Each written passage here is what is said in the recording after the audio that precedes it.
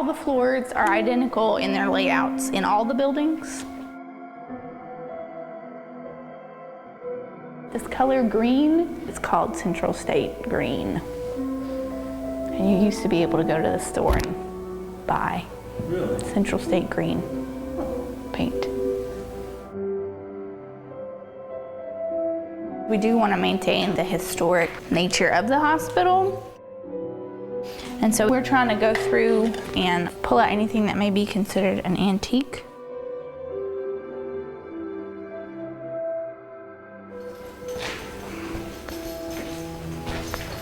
It just looks so sad with all the paint peeling off and everything.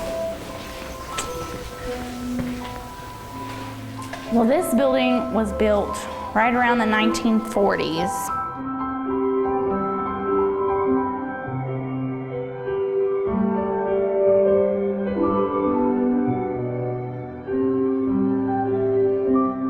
You know, the very word asylum, this simply means a refuge, a retreat.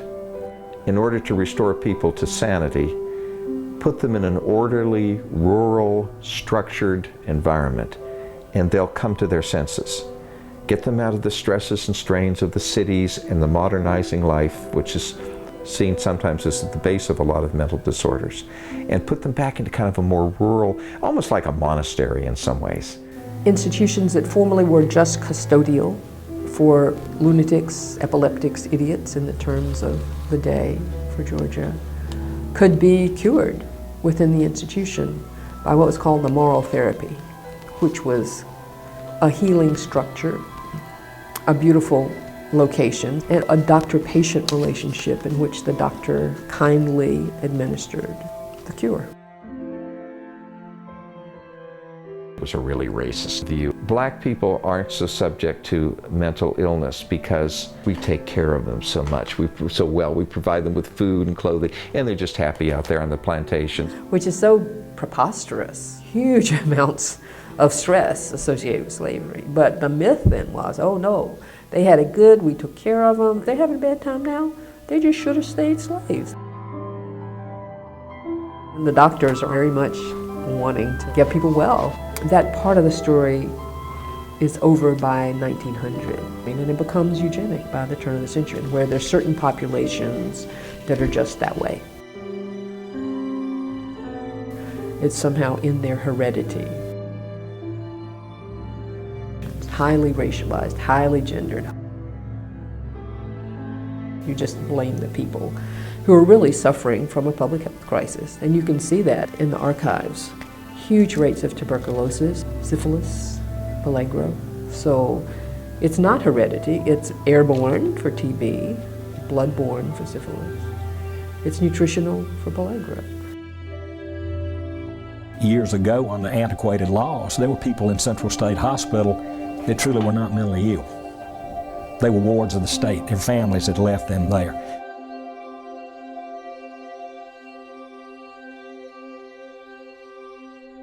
You know, back when Central State Hospital was the only hospital, it was like, oh yeah, you went off to Central State and you like disappeared, you know, down a hole. You might come home, you might not. Doors are wide open. If you know, it's like if you fall down the chute that takes you to Central State, it's an uphill battle to get out. You know, you must be mentally ill. That's why you're here. I'm sure that someone listening to our conversation would tell you about horror stories, and they would tell you about bad things that happened. But I think a lot of these horror stories would be the manner of treatment that was available in the 30s, 40s, 50s, 60s, and in the 70s. You know, treatment has progressed. I remember as a child when my daddy had a case, he was a lawyer, and we had to go to Marysville to see a patient. But I can remember hearing the screams, the yells, and I hadn't thought about that in a long time, and that's just as well. But it was just a horrible experience because must have been 11 or 12, and just to hear the screams.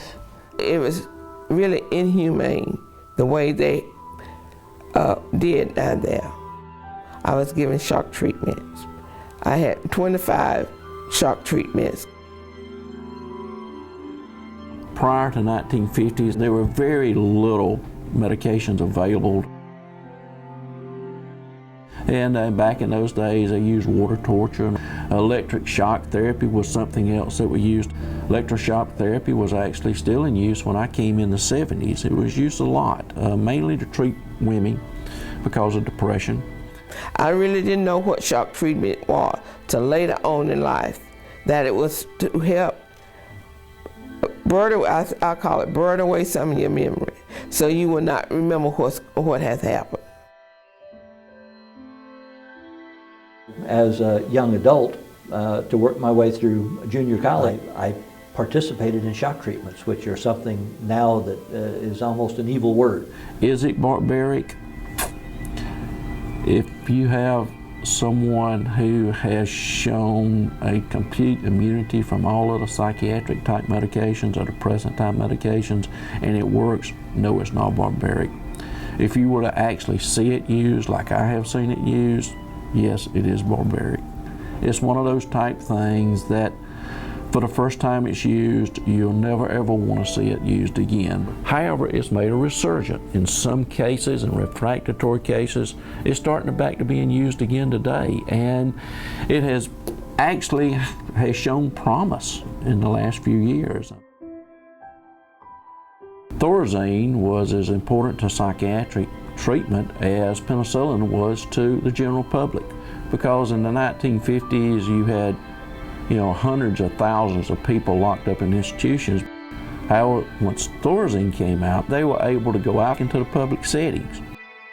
In the 60s, that was when mental health pharmacology, I think that's the right word, was blooming.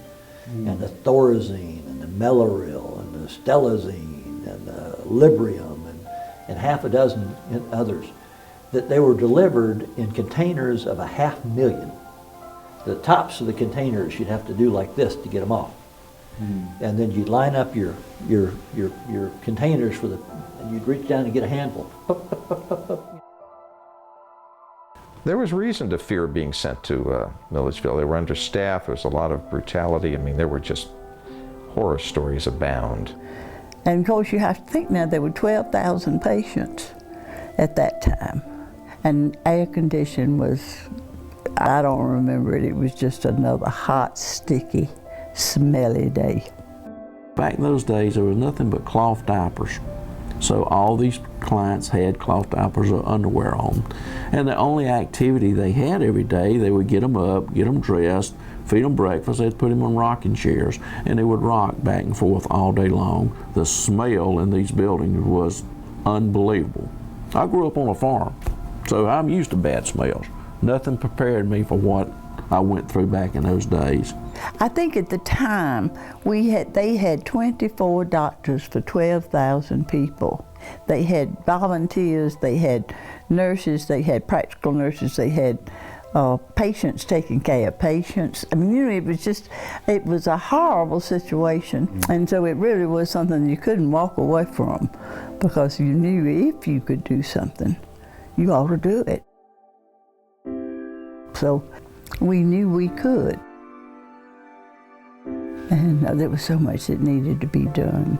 Oh, just so much. There were some people there that had been there 10, 15 years, had never seen any family, had never had a present for Christmas. And that's what came up with the Chapel of All Faiths and the mayor's motorcade. Ernie and I talked about it, but I don't think that it ever occurred to us that the mayors of every little town in Georgia would join you in anything like that. A program that you would have assumed was always there, that there was no faith component to mental health care until my father brought it. And that almost all of the chapels that you see at the state hospital now were built during his era. Before it was just a basketball court and that was it. And that's where the people didn't know whether to play basketball or go to church. That's how the Chapel of All Faiths became a reality. All the preachers in the state, of course, that was something they could grab and run with. And they did. They raised lots of money. We're talking about $1 million. And that's a lot of money when it comes in with $2 here, and every Monday or Tuesday at the mansion, he would come these little envelopes with 66 cents, 88 cents that had been taken up at the churches.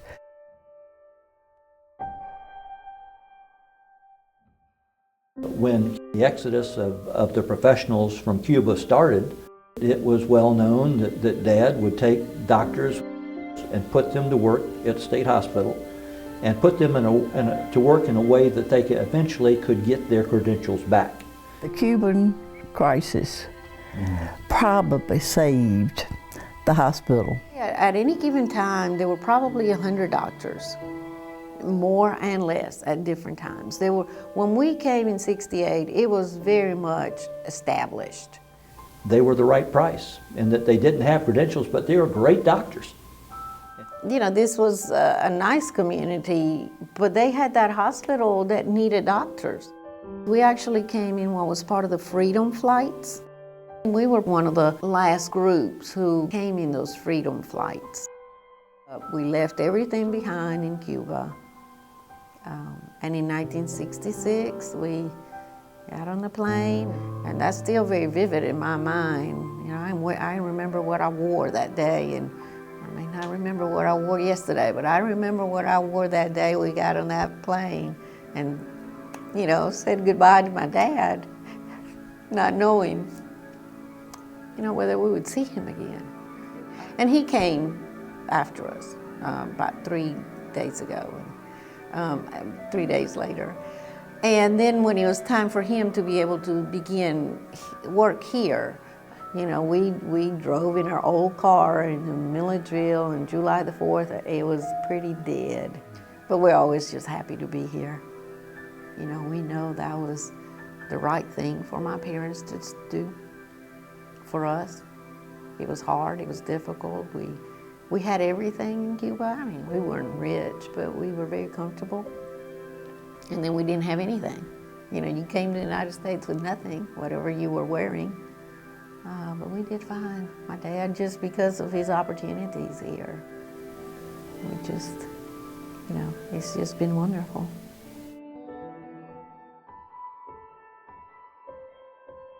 Back when I first came to work here, one of the buzzwords was decentralization. Open up all these hospitals, hospitalize people close to home, so they don't get completely disrupted from their daily life. Family can come visit them. The then state administration wanted to decentralize the state hospital, wanted to operate it differently, wanted to bring new rules to it. And my father protested. But the end result was an airplane arriving here one night or one afternoon and saying, "Doctor, get on the airplane. We're moving you." They couldn't fire him because he hadn't done anything wrong. And so he was moved to Savannah. And as a result of moving to Savannah, there was a public statement where everybody played nicey nice and said, you know, I want to be closer to the patients, when it actually devastated my father. First, they said I was out here at Stevens County Hospital. They kept me in a straitjacket. I don't remember it. Then from there, they transferred me to Gainesville, to the 4th floor ward, middle ward in Gainesville in Hall County. I was there for 2 months, and from 2 months, they transferred me to Milledgeville. And they sent me to a ward that had 12 females. We all of them had carts, a little bitty cart that was be your seat and your bed, and you had to place your clothes under your bed. When you had a disagreement with the staff or someone there, you would be go put in isolation, and that was a padded room with only a little small mattress on the floor. And over in the corner, if you had to have your bowels or your bladder to move, it was a hole in the floor. I came to Central State Hospital fresh out of undergraduate school.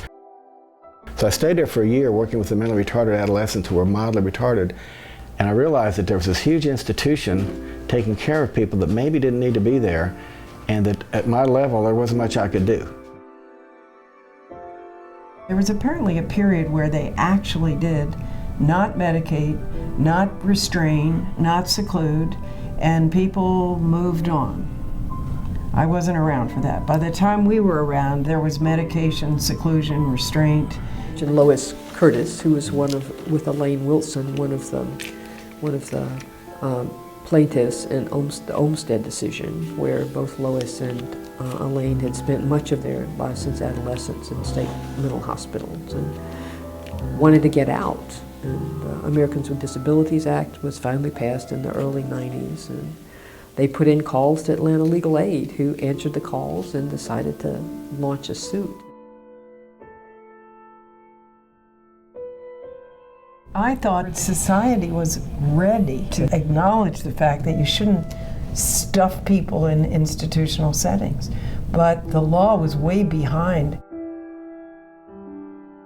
When the Supreme Court ultimately looked closely at the piles of facts that were accumulated in the 5 years of litigation, what they saw were two people, one of whom had been in and out of the hospital 60 times and one more than 30 times, and each of those times in a community type program which did not meet her needs. My perception was they were never going to get out at this point because they'd, in a sense, burned their bridges, and the staff were not willing to help them anymore. They were just going to stay there.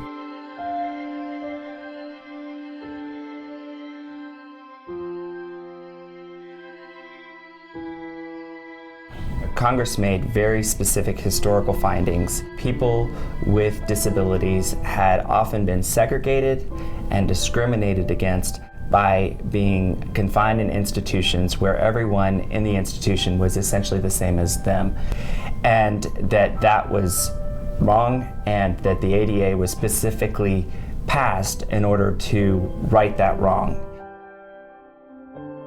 I saw that you got to go to Washington, D.C. and give a painting to President Obama. Yeah, I did. I already did. I traveled.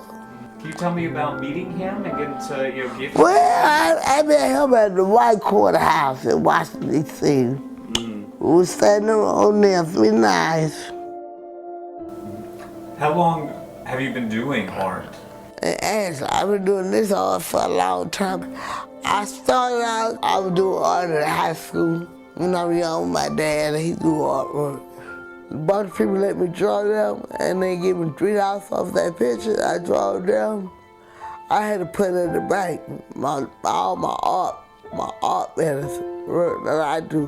How did it make you feel to no longer have to live in the group home and be able to come out and live with friends and see friends? Well, I think about my life differently. It had been. And then I don't see it back, and then I think about it. And then I sit back and have another care person. This is a nice home. This is a very wonderful home. I'm gonna be here in Quilma before 2 years get here. After, you know, in 1 year. Gonna be there some people here 2 years, 3 years before I me and you and Lana and Shay gonna be 1 year next year. I had a birthday party. We went to the birthday party, we had salad and fish. So we ate 2 trays of that food and had a Coke and a drink. She brought me back home. That's the day was her birthday. And then we cooked the fish on the barbecue grill. And it was nice. We brought out that fish on the grill. So we sit on that 4 hours to 9 o'clock at night. It was so nice, you had no stoves over, no restaurant. We were sitting in there and eating them chips and fish last night.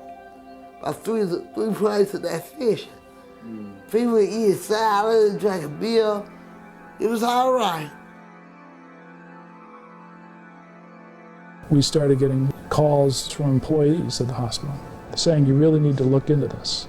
As a reporter, you get calls from employees who don't want to leave their name, don't want to leave their number, are frightened that somehow they'll be exposed, but yet are so concerned about something that's happened that you take those calls very seriously. And so we kind of started digging into all the hospitals and digging into following the trail, determining who died in hospitals over the 5-year period that we were looking at, and how many of those deaths we could determine, or other people determine, were suspicious. I remember talking to Andy Miller for hours and saying to Andy, would you please focus on the fact that the reason there are deaths is because it's overcrowded and inadequate treatment and insufficient community services. But for his articles, right, there wouldn't have been the Department of Justice arrival in Georgia. The Justice Department gets involved through something called CRIPA. It's the Civil Rights of Institutionalized Persons Act.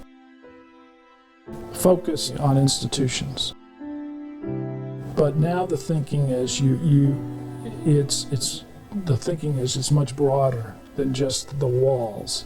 It's looking at, okay, what puts people in those walls and what can prevent people from having to go back to institutions. If anybody's talked about the Department of Justice investigation about all the suspicious deaths at state hospitals, that's when the federal government was on the verge of taking over state mental health care, until the governor and whoever up in Atlanta worked out an agreement where, no, we'll do what we need to do. So actually, I think this year, maybe for the first time in I don't know how long, funding for mental health, it's not adequate, but it's actually increased for the first time.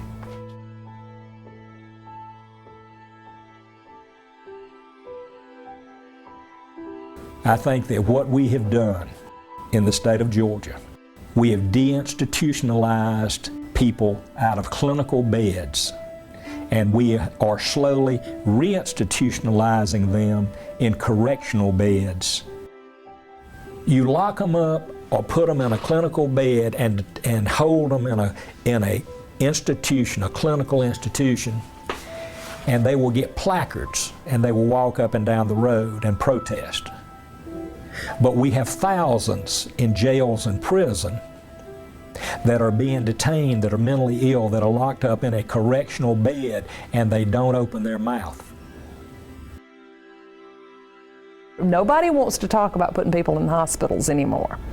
For some reason, it doesn't bother us to put folks in jail, but you know, the whole idea about people coming out of institutions into the community was that there would be, you know, these resources in place, that everybody was going to live just fine in the community. And what's happened is that the jail has gradually become the new inpatient hospital.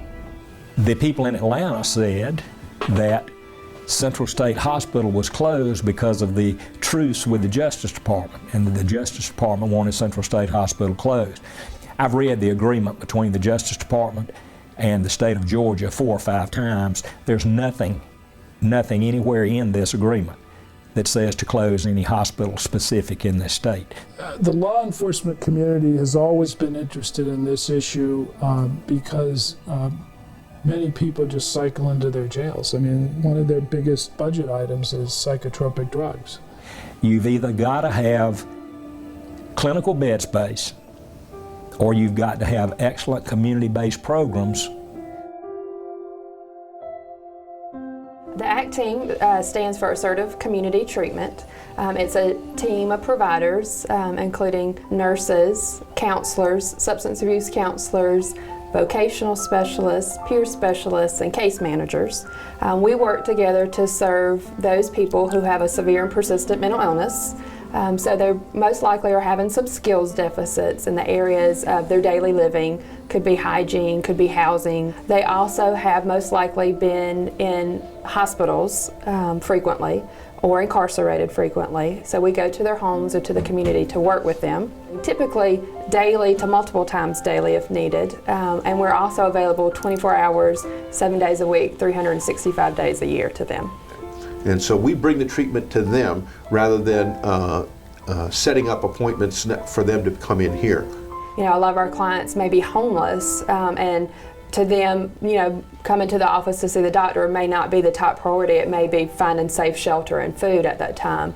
We've had one client who was homeless that after him being whereabouts unknown for 3 or 4 days, we found him dumpster diving behind the Kroger's in Macon, and we're able to reconnect with him and get him his medicines. And we take the treatment to the streets.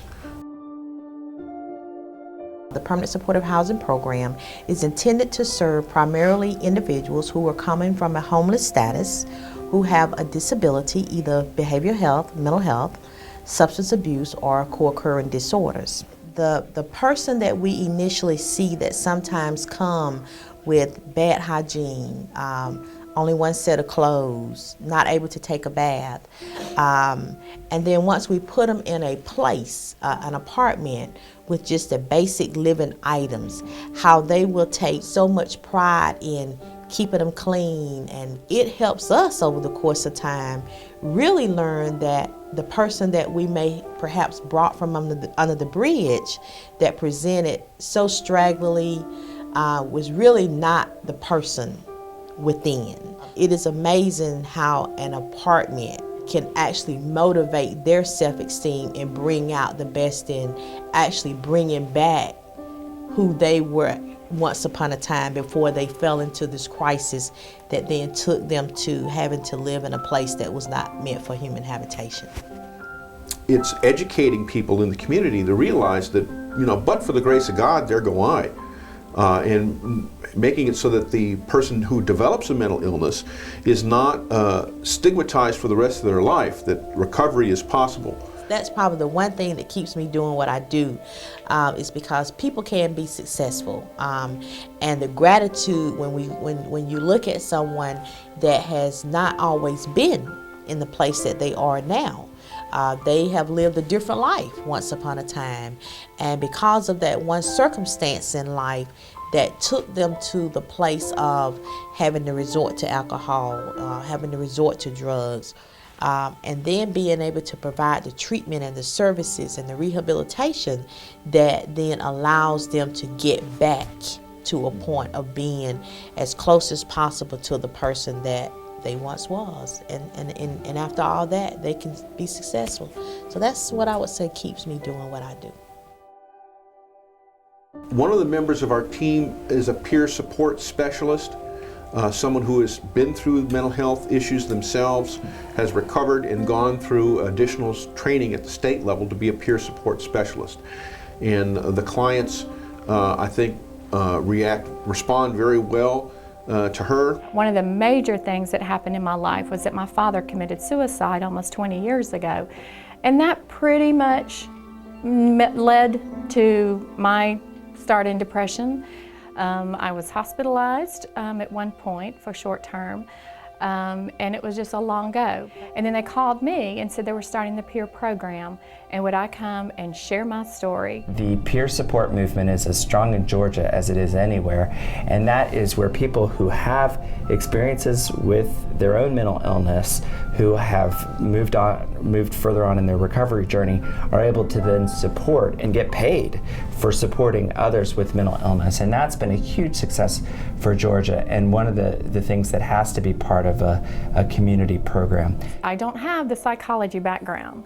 What I have is about 15 years of experience, having been a client at other centers, having been diagnosed as depressed about 15 years ago, having depression, clinical depression. I thank God for Georgia Mental Health Consumer Network. We are pushing the priorities when they come every year, because we can relate to each other. We can relate how we're going through different things in life. And in that, we is growing in our recovery. We ain't being sent back to the hospital as much as we used to. We have many clients that have either not returned to the hospital or on a less frequent basis. The same with being arrested and being incarcerated, either not at all or on a much less frequent basis, or shorter length of stay. We've also had people that have been homeless for most of their lives or have never lived on their own that now are living in apartments. We have clients that are now working that have never been successful in working before. In the past, mental health has worked from a medical model where it was illness-based, hospital-based, and now for many years the trend is to go to a recovery model where we try to do social remediation so the person is integrated back into the community. We're turning the iceberg upside down, because in the past the hospital was the biggest part of the iceberg, and now it's just the tip. So I think we've come a long way in our understanding of mental illness and in the way we respond to clients, and so that we've turned the iceberg upside down, and now the community and the ACT team is the big part, and the hospital is just the tip. And I think with that we will be seeing more recovery, more opportunities for recovery, and healthier and happier lives for not only the people who have a mental illness, but also their loved ones, and then the community in which they live. One of my main goals in life was to become a nurse, either missionary. So I did not have my GED then. So she said, you have to go and take your GED. You have to have that GED to go enroll in any kind of school. I said, okay. The first time I went and took the GED test, I didn't pass it. I went back and I tried again and I passed it. And after I passed it, I enrolled in nursing LPN at North Georgia Tech. And I put my life in. I said, this is what I want to do. And I got to do it. And I got to show people that I can do something. And I'm not crazy. I don't have no means in life, but I do have a means in life. So I forged ahead, and I graduated with my class. You know how sometimes you just want to say, yes, I'm depressed, okay? But that's okay. That's what I have had, what I've experienced, but it is not who I am. We don't have any bipolars. We don't have schizophrenics. We don't have any depressed. You're a person who's got this thing, we don't even say suffer from it. You've got this issue, this problem that has a solution. Tell me a problem that doesn't have some sort of solution. And we see a lot of light bulbs come on and a lot of smiles all of a sudden go, oh, that's me. Oh, I see it now. It's clear as day. Why didn't I see that before? So we just wait patiently and continue to offer what we've got and continue to smile and find something to laugh about. And we're seeing a lot of progress, a lot of hope, and a lot of recovery.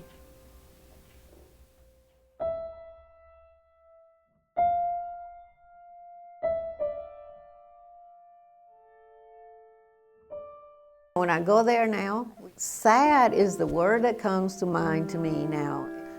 How did this happen? This was my home. The homes were nice little homes, and look at the difference now. This is where we grew up, and it was beautiful then, but it's not anymore.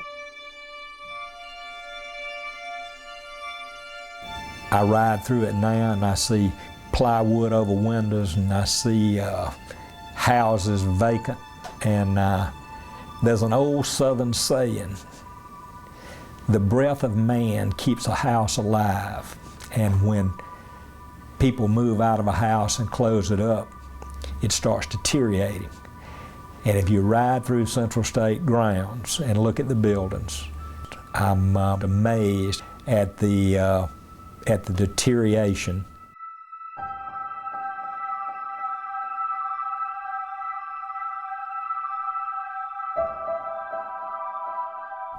I remember thinking when I went to work there that it was like a little city.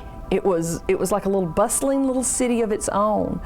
Now there is almost this emotional reaction when I drive through that campus of the striking difference.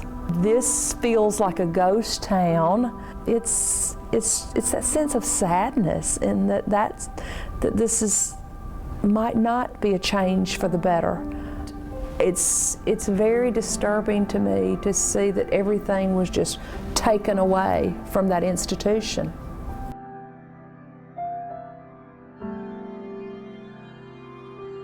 If you come from Atlanta or anywhere else in Georgia, you say, I'm going to Milledgeville, they go like, oh, you're going to Milledgeville, I hope they let you out, More people know that this was the home of the mental asylum than they know that it was ever the capital.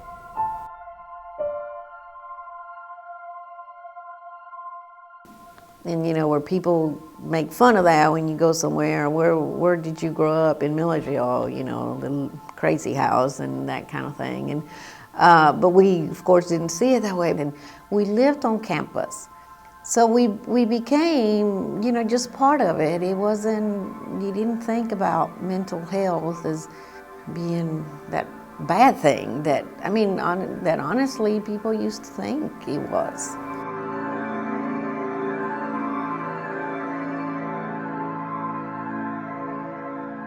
Growing up here, if you were from Milledgeville and you went anywhere in the state and you introduced yourself and you said, I'm from Milledgeville, it was always a joke. How did you get out? We grew up from childhood hearing that. The word Milledgeville meant a mental hospital.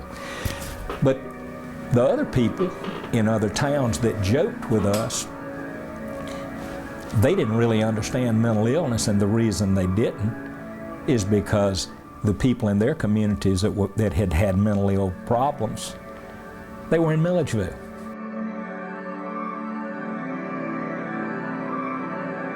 Whenever you say people, or you tell people, oh, I work for Central State Hospital, I was generally a laughter or a smirk or something along that line. General public just is not educated enough with the mental health system.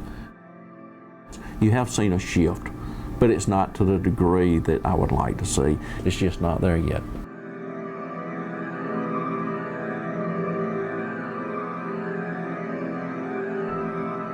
Deinstitutionalization was premised on the assumption that people would be closer to home and there would be community care.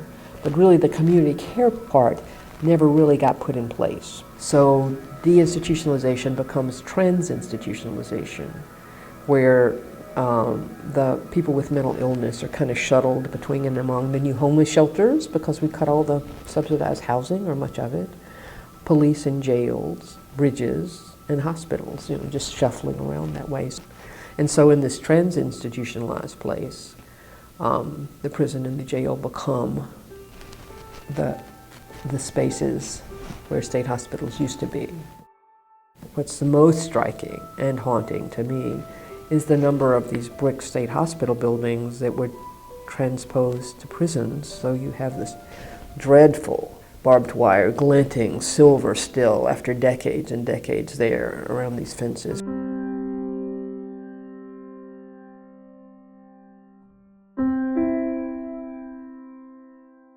It was a community all of itself. There were farms all over the south side of the Central State Hospital, where hundreds and hundreds of acres of beans and corn and all the things that you could eat. And those things were maintained by the patients and managed by the employees of the state hospital. It was one community, self-contained, and everybody knew each other, and it was like family. Not coming back. There are many in our community who think, well, we need to get mental health care back out there and fill up those buildings again. Not going to happen, never going to happen. Need to quit talking about it.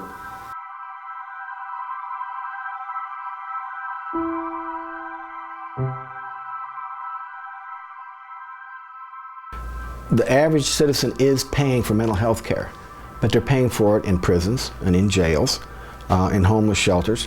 They're not paying for it where people can actually recover and become productive citizens. Actually, it's sort of a losing proposition. They're paying the bare minimum with no results. And if more money were paid for treatment's out there if you can get it. I mean, there is treatment available. There are medications. There are professionals. There are groups. There are activities, organizations. But people can't access it because of transportation or money, some of those issues. But the mentally ill do get treated. They just don't get treated well. And the average taxpayer, if they think you're saving money by not funding your local mental health center, it's, you know, you're kind of whistling past the graveyard, because you are going to be paying for the local police, the local courts, the local jail, because that's what mentally they're winding up.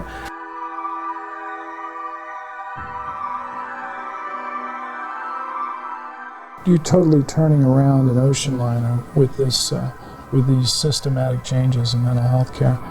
So it will be incumbent upon our state officials and also the media, frankly, to keep track of these developments. We found that there were a lot of caring employees in these hospitals. These were people who were concerned about what was happening to the people within those hospitals. And so it will be in the hands of these people on the ground who will allot as to the success or failure of a particular community's mental health services.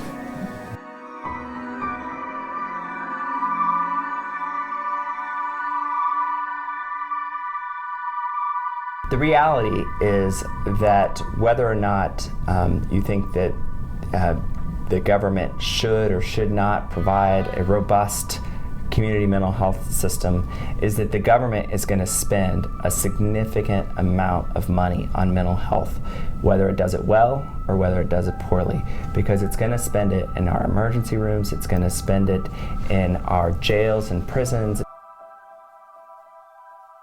When the deinstitutionalization happened years ago, the promise was to give them services in the community, but the funding that was supposed to go to the community services just never happened. And so now it's been turned around, and I think again, I think Georgia is going to be a case study of how to do it, and I think the state now are doing things that meeting the Justice Department's requirements are things that haven't been done anywhere.